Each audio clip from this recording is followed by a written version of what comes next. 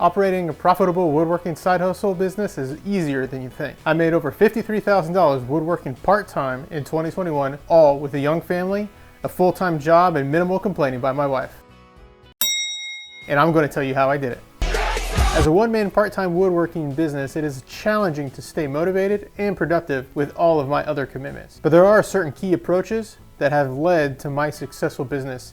When you make the decision to pursue a part-time woodworking business, it is important to do some initial research so that you can best set yourself up for success.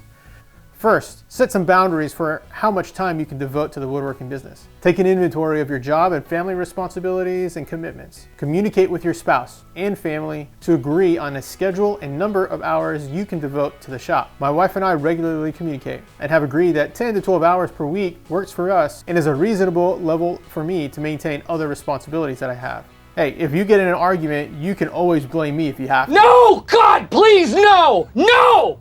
No!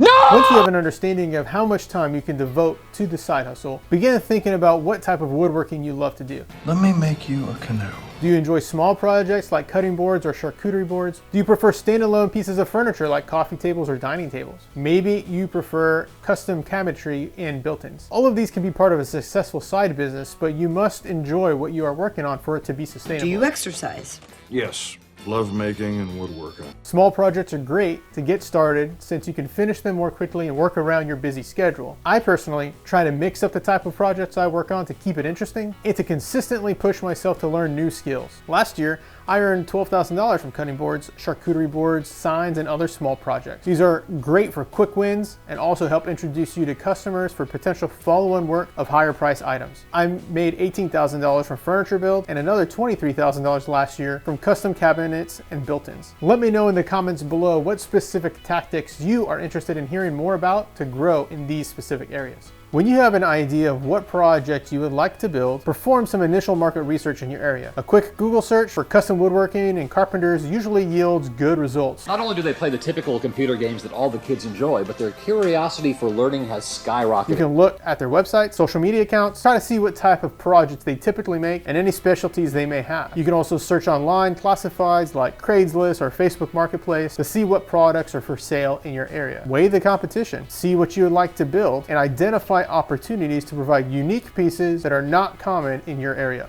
This targeted approach will make it significantly easier for your woodworking business to gain traction, to grow, and to sustain profitably.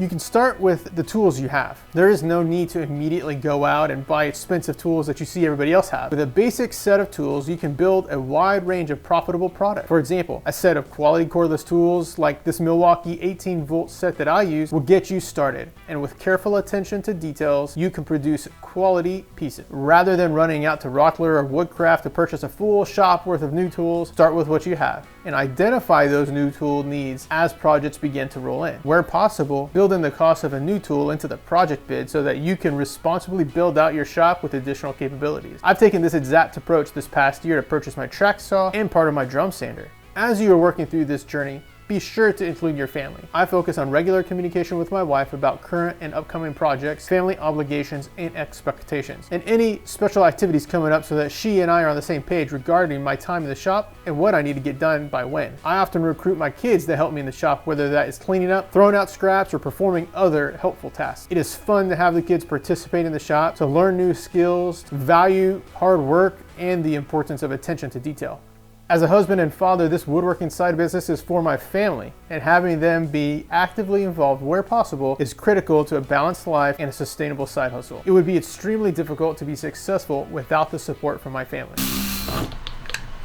Can we be done now? And in all aspects of life, including your woodworking side hustle, focus on consistently getting better. Hone your woodworking craft.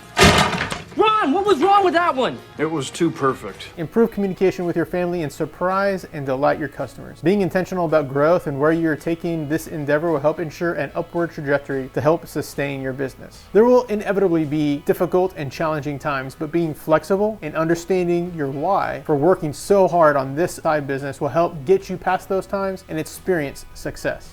So if you're ready to generate more profits with your woodworking side hustle, check out this video to level up your cutting boards so that your customers will happily pay more for them.